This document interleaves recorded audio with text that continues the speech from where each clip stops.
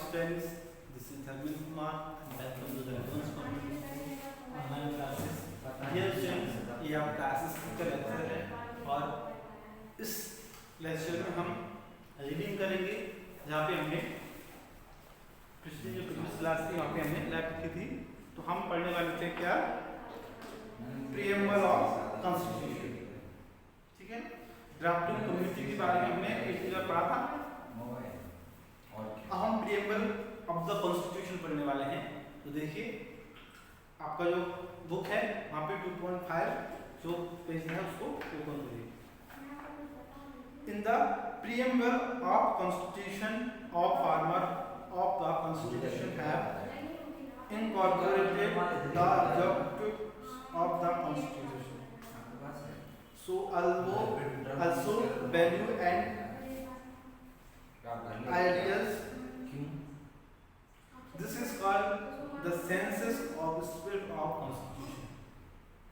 मतलब एक बार फिर से हम इस लाइन को पढ़ते हैं ताकि हमको क्लियर हो जाए। In the preamble of the constitution of framers of constitution have incorporated the objective of constitution.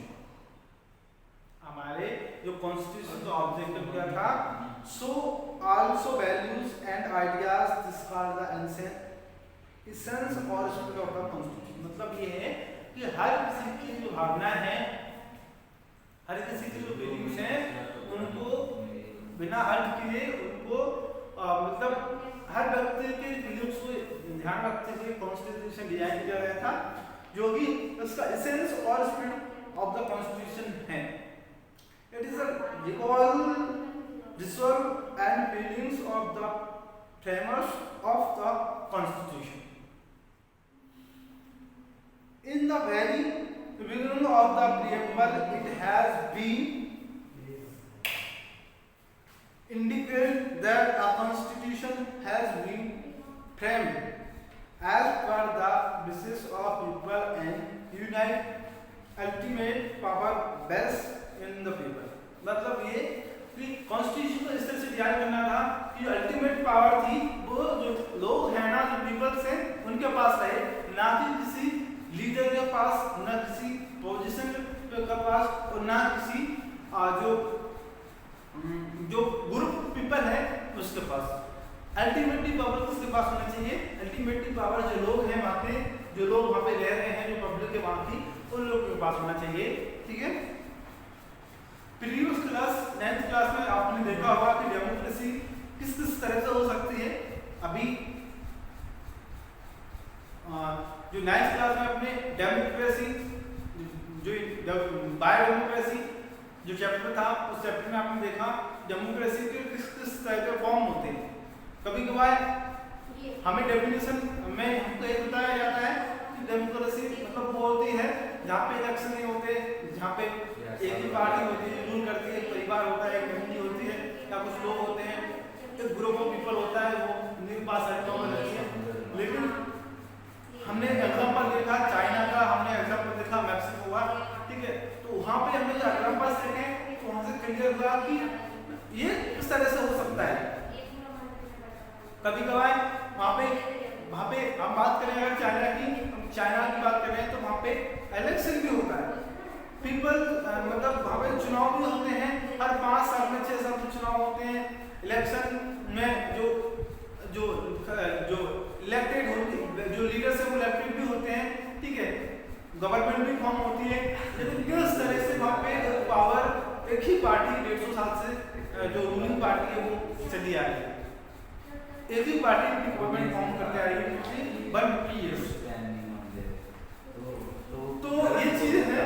तो हम मतलब हमारे कॉन्स्टिट्यूशन से खास बात क्या है, जो अल्टीमेट पावर है वो आपके पास है। आपका जो वोट है, जो राइट का वोट है, उसमें आपकी सारी पावर है। आप चाहो जिस लीडर को चाहो उस लीडर को आप इलेक्ट कर सकते हो, जिस पार्टी को आप चाहो उस पार्टी को आप वोट कर सकते हो।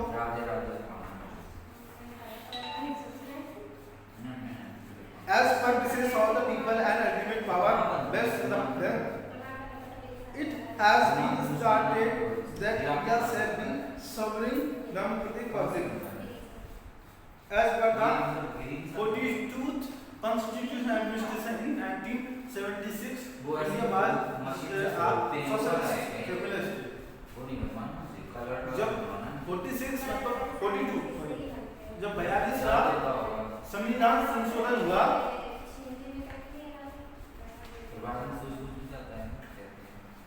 कॉन्स्टिट्यूशन अमेंडमेंट हुआ इन कब 1946 में। एक बार उस समय डिक्लेयर हो चुका था कि हमारा जो सोशलिस्ट सेकुलर स्टेट है, India was declared as socialist secular state to protect the unity and integrity of country in the duty of every citizens and no boundary of the state. Special features of constitution के features क्या क्या होते हैं? Indian constitution bars many special features students notes one sir क्या क्या features हमारे constitution के? देखिए तो सबसे पहले है रिटन एंड लार्जेस्ट की सबसे सबसे ज्यादा बड़ा लिखा संविधान है हमारा। फीचर्स ये है सबसे पहला। दूसरा फीचर है it was written so also blocks, यह एक रिजिड है ना। सो आल्सो मतलब सिंपल है और फ्लेक्सिबल है। Sovereign state, sovereign states and socialist और secular. Parliamentary form of government, federal of government, independent and imperial judiciary. तो ये सब क्या है हमारे फीचर्स हैं हमारे कॉन्स्टिट्यूशन के। तो हम उनको एक करके पढ़ेंगे और समझेंगे। तो रिटन एंड लार्जेस्ट में क्या है, हम थोड़ा सा जल्दी जल्दी इसको पढ़ेंगे। ये क्या है हमारे जो सबसे बड़ा जो है वो लिखा हुआ संविधान है। It has 395 articles, 12 schedules and is divided into 22 parts. और ये 22 पार्ट्स में डिवाइड है। Where as there are 7 articles in America, जबकि है अमेरिका में सिर्फ 7 आर्टिकल्स हैं। 7 क्या है, it is rigid so also flexible. क्या है, a constitution is termed as rigid or flexible and a basis of procedure adopted for its amendment। मतलब क्या है, अगर हमको कभी ऐसा लग रहा है कि अब ये संविधान में कोई चेंजेस होना चाहिए तो हम उसमें कोई चेंजेस कर सकते हैं। तो ये क्या है, इसकी फ्लेक्सिबिलिटी है। थर्ड है सॉवरेन स्टेट। सॉवरेन स्टेट क्या है, the country will dedicate in our foreign and autonomic policy. It is not under only foreign rule and it can be on policies और behaviour at the international level. मतलब ये हमारी policy, हमारा जो behaviour है international level पर, ये क्या है foreign rule.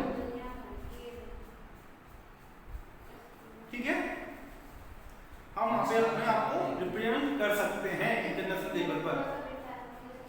Socialist and secular, by socialist and secular मतलब क्या है कि ये सभी धर्मों के लिए और सभी समाजों के लिए उसमें स्थान दिया गया है। सभी के लिए जो वैल्यूज हैं,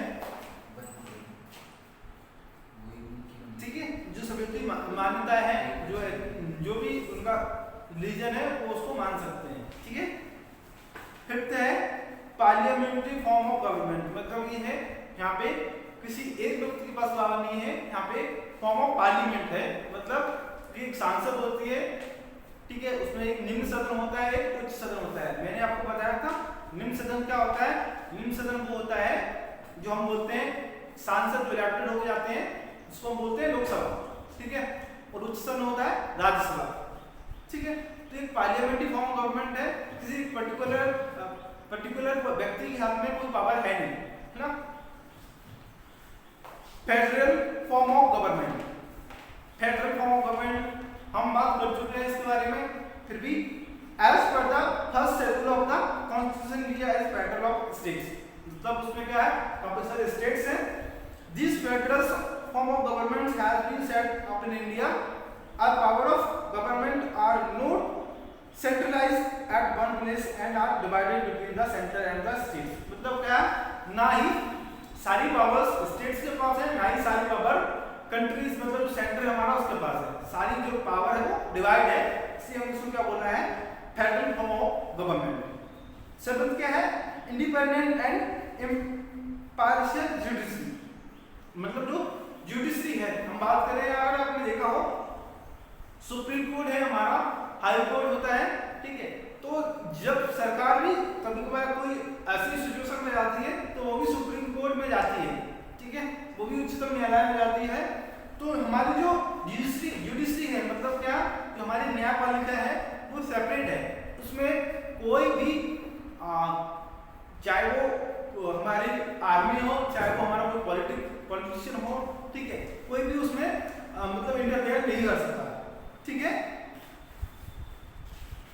हमारा 8th है फंडामेंटल राइट्स एंड ड्यूटीज। हमारे फंडामेंटल राइट्स एंड ड्यूटीज क्या है, ये आपने 9th क्लास में पढ़े होंगे, लेकिन फिर भी मैं आपको बता देता हूँ कि हमारे फंडामेंटल राइट्स क्या हैं। First, right to equality, right to equality मतलब सब लोग इक्वल हैं। सेकंड, राइट टू फ्रीडम, सभी लोग स्वतंत्र हैं, इट मींस आपको जो विचार है, आपकी जो फीलिंग्स है, आप एक्सप्रेस कर सकते हो, आप कहीं भी घूम सकते हो, कोई भी जॉब कर सकते हो, कहीं भी व्यापार अपना कोई भी बिजनेस कर सकते हो। राइट अगेंस्ट एक्सप्लॉइटेशन, अभी कभी आपको ऐसा लगता है कि आपके जो फंडामेंटल राइट्स हैं उनमें कोई मतलब वो एक्सप्लॉइट कर रहा है, तो आप उसके लिए कोर्ट में जा सकते हैं। Right to freedom for religion, आपका जो रिलीजन है उसको आपको फॉलो करने के लिए आपके पास फ्रीडम है। Fifth, cultural and educational rights, जो भी आपका कल्चर है, ठीक है, जो भी आप एजुकेशन लेना चाहते हैं वो आपके पास उसके राइट्स हैं, उसके लिए आप फ्री हैं। And last is right to constitutional remedies, ठीक है। सो आज के लिए इतना काफी है, नेक्स्ट क्लास में हम फंडामेंटल ड्यूटीज पढ़ेंगे। So with this thank you for the watching and